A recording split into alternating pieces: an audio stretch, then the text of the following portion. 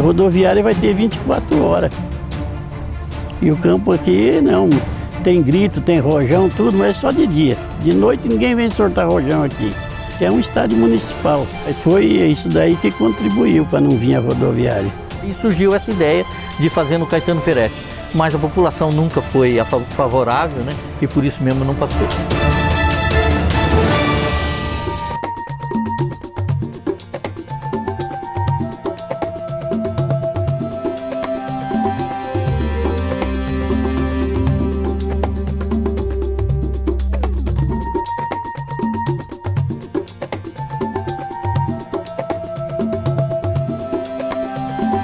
O Corinthians de Prudente, o Corintinha, muita gente pensa assim, ele jogou só no Parque São Jorge e no Prudentão. Não, ele disputou um campeonato paulista da segunda divisão no ano de 1992, no Caetano Peretti. Nós insistíamos na rádio que o Corintinha devia jogar no Caetano Peretti, porque quando a gente saía para fora, era um aperto danado, tomava sufoco. Pelo Corinthians naquele ano, estamos recordando uma lembrança muito boa em termos de público, de aproveitamento dentro das 4 linhas, que eu me lembro, não perdemos nenhum jogo aqui, né, naquele campeonato. Sempre campo lotado, sempre torcedor cheio. Porque a gente vinha todos os jogos do Corinthians, né? Era uma frequência muito boa, né, muito boa mesmo, e por causa da proximidade.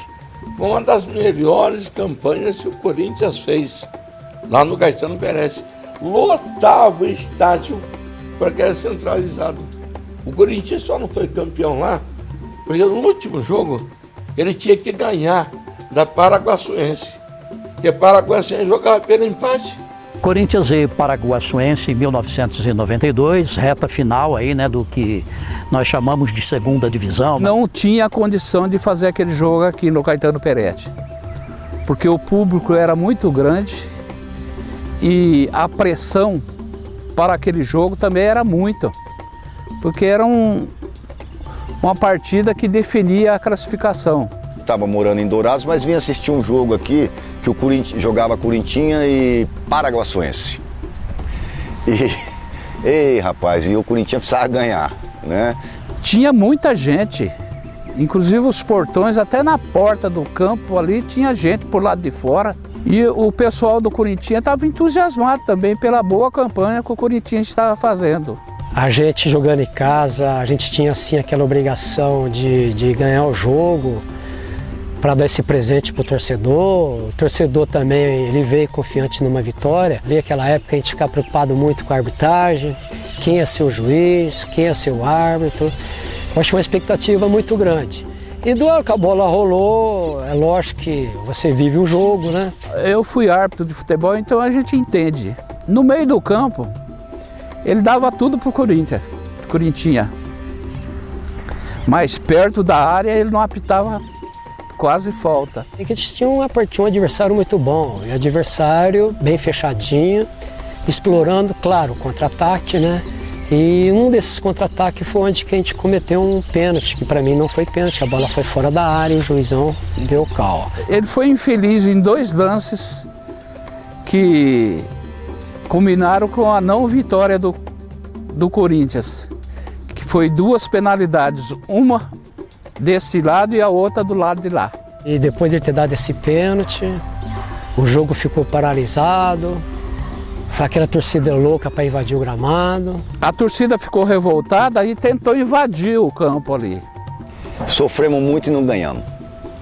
Não ganhamos, sei que houve, e tinha um juiz, um árbitro ruim, que o pessoal queria pegá-lo. Como diz o samba, o pau comia na casa de Joca, né?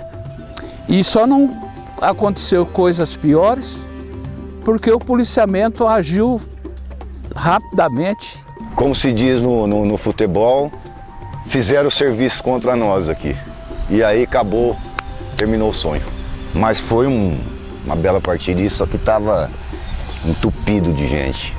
Eu lembro ainda de um grande detalhe que ao terminar o jogo, colocaram o árbitro dentro de uma viatura e já escaparam com o árbitro e foram embora. Até hoje tenho colegas meus aí, até hoje tem torcedor que ainda fala daquele árbitro, xinga aquele árbitro, porque o pênalti que ele deu. Se você for analisar a questão de arbitragem, a gente queria que o time ganhasse, né? Mas a Paraguaiçense foi superior a nós, infelizmente, né? Mas dói no coração quando ele perdeu ali a vaga, né? E aí jogou-se tudo em cima do trio de arbitragem, né? Que é até comum, né?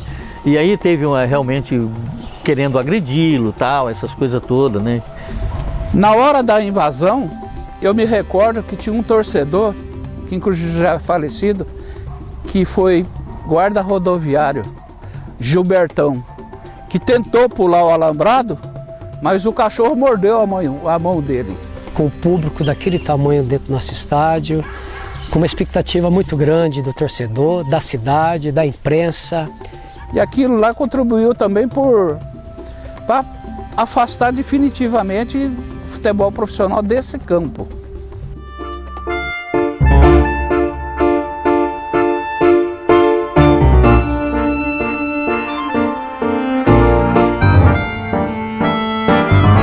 O pessoal vinha muito ao campo nos domingos de manhã, principalmente porque era uma opção, né, de diversão. Essa diversidade da torcida, ela é através dos jogos, mas dos familiares, né, dos jogadores, vem os pais, vem os avós, vem os tios, tudo é que em relação àqueles jogadores que estão em campo, mas eles vêm mesmo realmente em massa. Porque aqui o estádio é um estádio mais pequeno, ele é aconchegante, entendeu? Então, o jogador joga perto do público. Eu acho que esse estádio aqui, ele é diferente. Ele tem alguma magia que não dá para explicar. O Caetano Peretti tem uma dimensão muito acolhedora, numa proximidade da torcida com o jogador, e tudo isso é muito agradável, né? É aquela velha denominação de panela de pressão. Aqui você faz a panela de pressão, o adversário sente, né? E o torcedor acaba efetivamente sendo o 12º jogador. Então o pessoal do bairro principalmente tem um carinho muito grande com aquele, né, grupo que organiza, que dá o seu suor até para manter o nome do bairro, montar um time desse.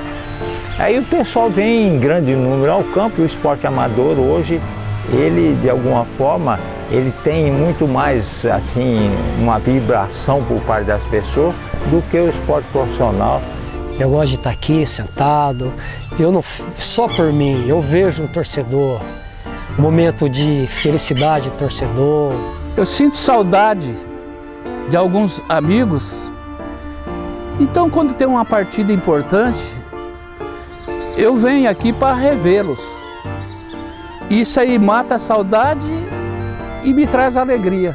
Tudo que tem relação com o futebol me atrai. Mas eu assisto muito os jogos de base.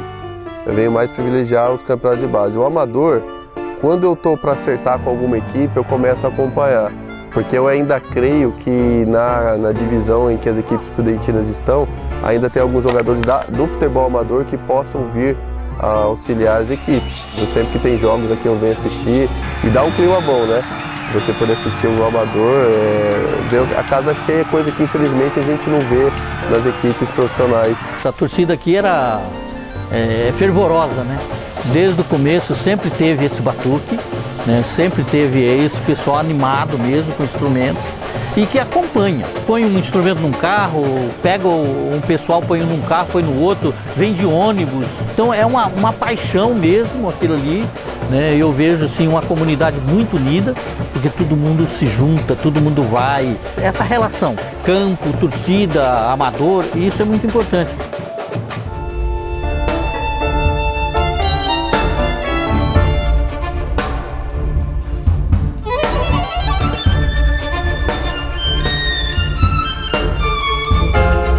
Vários jogos, né, assim, memoráveis aqui, mas um que sempre vai ficar na mente, assim, não só minha, como da população, é um jogo de 2002, na final do campeonato. Eu narrei, acho que mais de 10 decisões aqui, mas essa entre Bebse e Hinomoto, o Hinomoto tinha um time muito forte, Mauraoki tinha, sabe, a facilidade de contratar os jogadores, então o Hinomoto era o bambambam, e o Bebse era um bom time.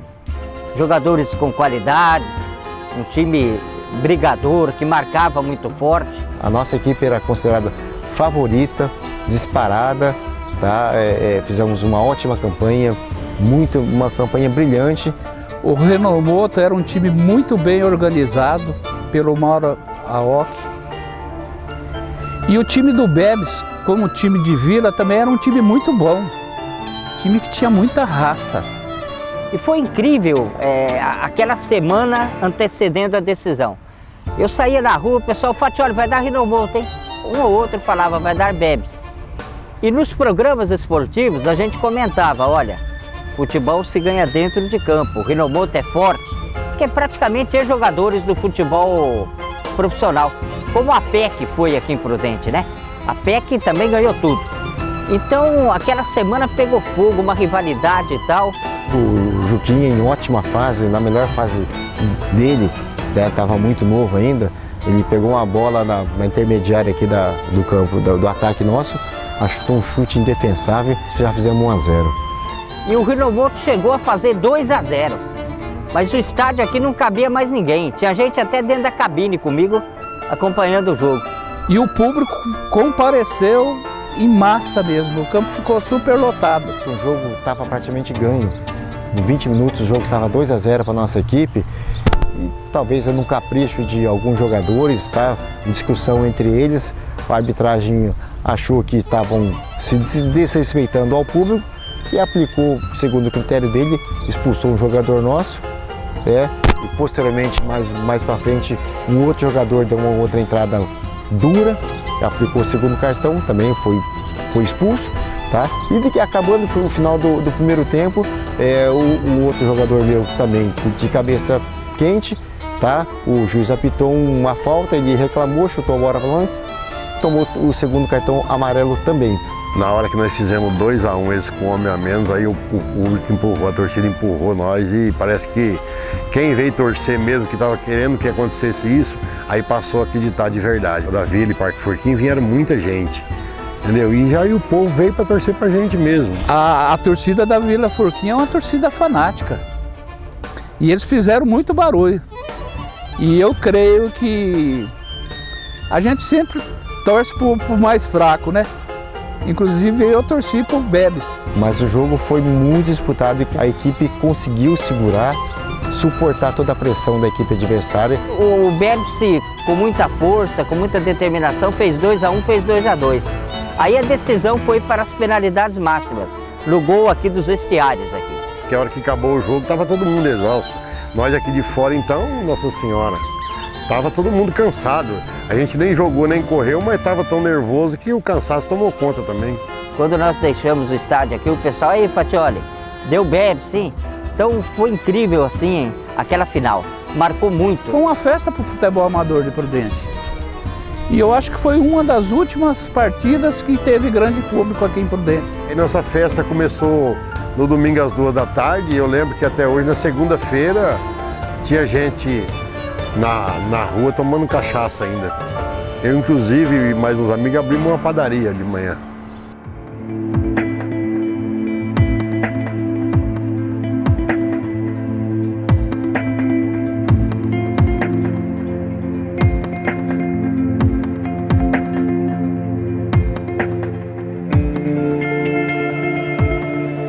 Esse campo aqui ficou como a casa do OPEC.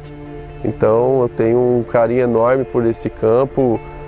Às vezes quando a gente trabalha, a gente tem ciúme, né, de ver o gramado, que agora está muito bom, mas você vê o gramado um pouquinho machucado, você fica meio preocupado e tal. Então, mas foi de extrema importância, né? A gente se reunia ali toda vez para sair para os jogos, a gente saía aqui do Caetano Peretti. Então, à noite a gente vinha, conversava com os atletas.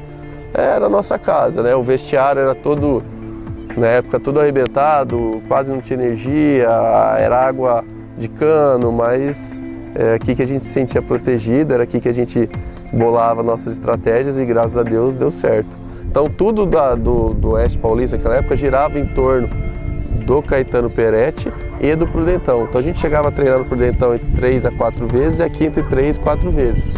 Então o estádio aqui foi muito importante para nós. Só que o treinador tem que tentar e tem que saber fazer adaptar seu time para cada situação.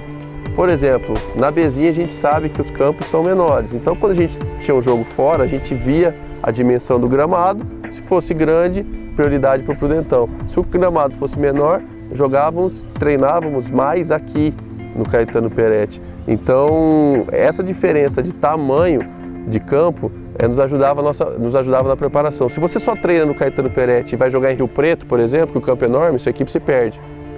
Se você só treina no Prudentão e vai jogar no campo como no Caetano Peretti, a sua equipe se perde. Então, acho que o sucesso foi esse, treinar em 2 campos de medidas diferentes, mas que na época tinham o mesmo gramado. Muitos jogavam amador e muitos tinham prazer de jogar no Caetano Peretti. E quando eles treinavam aqui, o prazer ainda é maior.